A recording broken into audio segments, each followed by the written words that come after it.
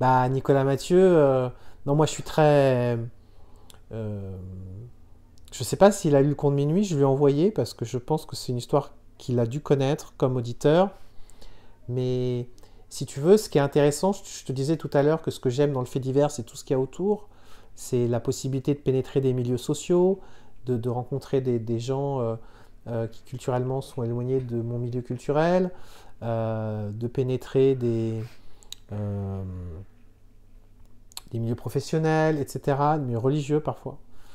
Et ce qui est intéressant, je pense, dans L'inconnu de Cleveland, c'est que c'est une histoire qui montre en vérité, en filigrane, la désindustrialisation et le déclin du Midwest industriel. Et Le Conte de Minuit, l'histoire de Gérard de Suresnes, c'est une histoire qui montre beaucoup, beaucoup d'autres choses que simplement le destin tragique de cet homme-là. Ça montre une époque, cette espèce de milieu des années 90 qu'on voit très bien aussi dans leurs enfants après eux, de désenchantement. Euh, les années 90, le milieu des années 90, c'est ce moment où on pensait que la, l'histoire était terminée, que les grandes puissances avaient gagné, euh, et que c'était l'opulence. Et puis on se rend compte que c'est pas tellement le cas. Donc c'est le début du déclin industriel de l'Occident. C'est ce moment médiatique où tout est poussé au maximum, ce qui va annoncer la télé-réalité, mais où il y a déjà des émissions où on gagne des millions, on est dans l'insolence ouverte, les émissions d'Ardisson, l'ironie à tous les étages. On est, voilà, ça montre aussi la reprise en main des empires médiatiques, c'est-à-dire comment une certaine liberté de ton a été à un moment cadenassée par les puissances de l'argent pour arriver à ce qu'on connaît aujourd'hui, c'est-à-dire en gros des médias qui sont dans une forme de conformisme généralisé. Voilà, ça montre tout un tas de choses qui vont au-delà de l'histoire de cet homme qui devient presque, tu vois, un point de détail sur une grande toile, quoi. Et Ligonesse? Bah, Ligonesse, ça montre ce qu'est le quotidien d'une famille aristocrate, catho-tradie. Ça montre ce que c'est d'être un père de famille, de se voir meilleur et plus grand qu'on est. Ça montre la déchéance d'une certaine forme d'aristocratie de l'Ancien Régime qui n'est pas à la hauteur de ses aïeuls. Ça montre le rêve d'un type qui s'est pris pour un entrepreneur de la net économie et qui s'est avéré être un loser. La Tout un route tas de des, choses. La la, route des la route commerciaux. des commerçants. Voilà, Des commerciaux, ouais. il pensait qu'il avait une idée géniale, qu'il allait devenir millionnaire, et puis en fait, il n'arrivait pas à payer ses factures, et il n'a jamais gagné un centime avec cette histoire. Donc ça montre tout ça. Et ce qui est intéressant dans le fait divers, c'est qu'on rentre dans l'intimité, dans le quotidien des gens. Et en fait, on raconte tout ce qui s'est passé autour. Et c'est ça qui rend ces histoires, à mon avis, passionnantes. Et cette famille-là, elle s'installe là, c'est pas pour Mm. rien. Mais L'endroit où tu vis, ça dit des choses de toi. d'ailleurs, ça m'a étonnée parce que c'était plus, enfin, moins reluisant que ce que je m'imaginais. Non, c'est pas un En quartier. fait, c'est assez Excentré, quelconque, c'est quoi. assez excentré, Mm. c'est assez quelconque. Mais l'endroit où tu vis, ça dit quelque chose de toi. Là, c'est une maison de ville. Ils étaient locataires. C'est une maison, mais une maison étriquée. Donc tu vois, quand tu as les moyens d'avoir une maison, tu vois, moi j'ai pas de maison parce que j'ai pas les moyens d'avoir une maison. J'ai les moyens d'avoir un appart correct. Mais si j'avais les moyens d'acheter une maison, j'aurais une maison pourrie, toute petite. Bon bah eux, ils voulaient une maison. C'est pas une grande maison, c'est une Mm. maison de ville. C'est une maison encastrée, mais c'est une maison. Mais parce que il fallait avoir une maison. C'est à côté de l'église. C'est à côté du lycée Cato des Gosses. Tout ça, ça veut dire quelque chose. Et donc, cet endroit-là, il a une fonction dans le récit, parce qu'il a une fonction dans l'imaginaire de cette famille. Mais toi, quand tu es devant ce truc-là, tu es devant Mm. une maison, quand même, à la fin. En plus, tout a été...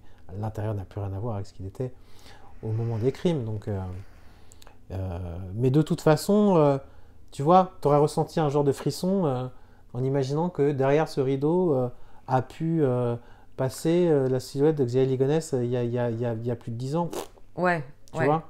Là, je me serais inquiétée sur mon... Bah, ça aurait été un peu bidon, quoi. Ouais. Donc, je suis content que tu n'as rien ressenti. En fait, je me rends compte, mais tu sais, qu'il y a la plupart des affaires, si tu peux pas la résumer en quelques mots, c'est qu'elle n'a pas été si percutante, enfin, si elle n'est pas tombée dans l'imaginaire collectif. Moi, je me rends compte que l'affaire du pont de Ligonnès, c'est coucou tout le monde. Ouais, ouais, ouais. Ça, c'est vrai. tu vois, ou comme Omar m'a tué, Ouais, ou c'est vrai. ou c'est pas lui, non, C'est c'est les innocents. Ça, les innocents. Bernard et l'innocent. Bernard les innocents, ouais. Ouais, ouais, ouais, mais ça, c'est le cas. Ouais, ouais, Mais c'est là aussi, bah, tu vois, une histoire perdure parce qu'elle est devenue un récit. Même Ouais. si là, c'est les paroles. Même, tu sais aussi pourquoi j'y pense? Parce que j'ai lu un roman il n'y a pas longtemps sur du pont de Ligonnès. Jaune, une couverture jaune. Ah oui, comment j'ai retrouvé Xavier Lyonès. Ouais. Ouais. Et Portelas. c'est drôle. Ouais, moi, T'as pas aimé? c'est pas que j'ai pas aimé, c'est que je suis. J'ai détesté la démarche de cet Ok. auteur-là, ouais. J'aime pas du tout. Ça, j'ai pas. J'ai pas réfléchi. refusé de le lire, je ne le lirai Ouais, pas. d'ailleurs, j'ai dit c'est drôle. Enfin, Non, mais on voit ce que tu veux dire quand tu dis c'est drôle. Non, je déteste.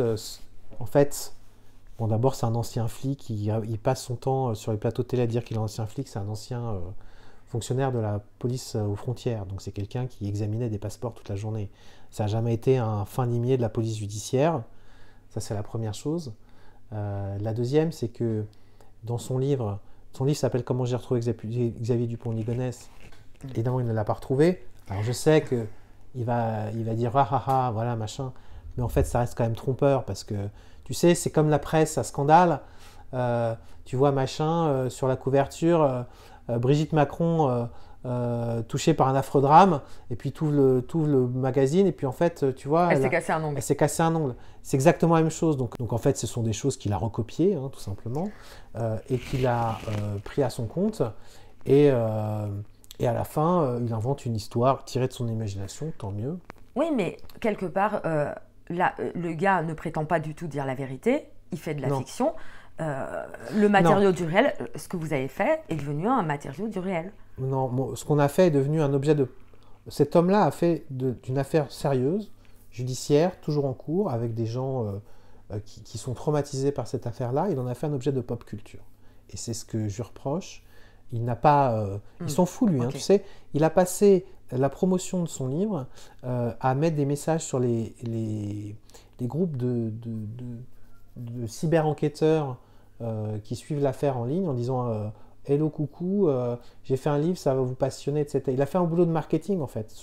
C'est un travail de A à Z de marketing éditorial. Le titre, la couverture, tout ce qu'il y a autour. Je suis un ancien flic, un ancien capitaine de police. Tout est bidon avec le seul but, en fait, d'attirer les gens avec cette affaire qui est une affaire qui passionne et ni plus ni moins. Donc, je trouve que c'est une démarche profondément dégueulasse, je le dis très clairement. Qui vient toucher ce qui n'a pas, en tant que lecteur, pas le meilleur de nous, en fait. Non, exactement. Et donc, je reste... je ne l'ai pas lu, je ne l'ai aucune intention de le lire, mais la démarche de cet homme-là et ce qu'il en raconte dans ses interviews me paraît totalement indécent. Ok. Qu'est-ce qui, toi, t'a intéressé plus précisément dans cette affaire ? Ce qui m'a intéressé dans cette affaire, avant tout, c'est le mystère. C'est précisément qu'on n'a pas la solution à l'énigme. Oui, mais des histoires... Enfin, il y en a d'autres. Celle-là, Alors, non, peut-être, je vais reformuler. C'est pas pourquoi elle t'a intéressée, mais pourquoi elle t'a suffisamment intéressée pour travailler dessus. Parce qu'il y a plein de choses qui m'intéressent. Mais pour avoir le cran et l'énergie de continuer, il faut bien que ça touche vers quelque chose d'un peu... Mais en fait, peut-être qu'il y a quelque chose, tu vois, enfin, pour le coup, j'éviterais, parce que je suis comme toi, je suis assez méfiant vis-à-vis de la psychanalyse. En tout cas, il y a deux choses qui m'ont beaucoup intéressé dans cette... Il y a au moins deux choses. La première, c'est que on est en face d'un crime qui reste aujourd'hui, dont le mobile est toujours pas clair. On apprend à l'école de police qu'un crime, c'est un corps, une arme, un mobile. On a les corps, on a l'arme utilisée, on la connaît, mais le mobile, on ne l'a toujours pas vraiment. Et donc, il y a eu notamment des psys d'ailleurs, hein, qui se sont penchés sur la question, qui ont été interrogés par des journalistes, il y a des hypothèses qui ont été émises, mais aujourd'hui, on ne sait toujours pas pourquoi cet homme-là, même s'il était effectivement acculé financièrement, pourquoi trouve comme solution pour résoudre son problème financier de tuer son épouse et ses enfants. Et moi, il y a quelque chose là-dedans, peut-être, tu vois, il y a quelque chose qui heurte ma pratique du fait divers. On tue, toujours on a une raison. Elle est mauvaise, la raison, mais on en a une. Et un crime sans mobile, ça n'existe pas. Et donc il y a quelque chose là, il y a un nœud psychologique que j'ai envie de démêler. Pourquoi est-ce que ce type-là fait ça ?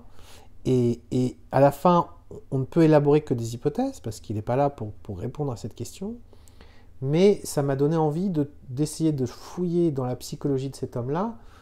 Et la chance qu'on avait, c'est qu'il y a un certain nombre d'écrits qu'il a laissés, même un grand nombre d'écrits, il était graphomane. Et donc ça permet de dresser un portrait psychologique. Et donc d'essayer de toucher, de comprendre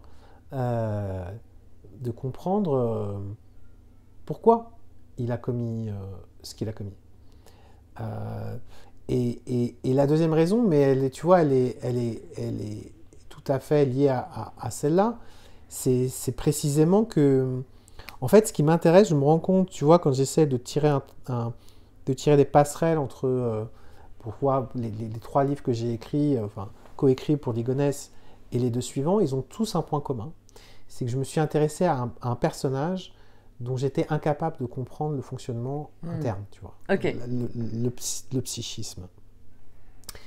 Et donc, en fait, il y a quelque chose qui, tu vois, on n'a pas parlé pourquoi est-ce que je suis devenu journaliste, au-delà du fait que c'est parce que j'ai raté ma carrière de musicien, mais je crois que je suis vraiment un type d'une curiosité vraiment maladive, quoi. Et j'ai besoin de savoir, ça m'obsède. Je supporte pas, et tu vois, parfois tu te poses des questions idiotes au quotidien, et moi je peux passer des heures sur internet pour essayer de trouver la réponse à la plus bête des questions, tu vois. Pourquoi la couleur bleue est bleue ? Si, tu vois, en voyant un truc bleu, je me dis, tiens, pourquoi ? S'il faut que j'y passe la nuit et que je lise des traités de colorimétrie et d'optique physique, je vais le faire. Mais je saurai pourquoi à la fin, le bleu est bleu. Et donc, j'ai un côté comme ça totalement monomaniaque et obsessionnel. Et en fait, quand tu t'attaques à des... Alors, ce qui est bien avec... c'est normal d'être comme ça. Parce que tu l'es, mais je t'assure que ce n'est pas le cas de tout le monde. Des gens qui vivent très bien sans savoir. Et c'est très fatigant aussi pour l'entourage. C'est très fatigant pour tout le monde. Et pour soi-même avant tout.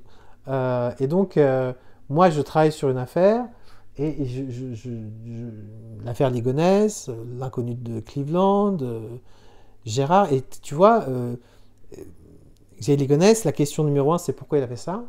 La question numéro 2, c'est où est-il ?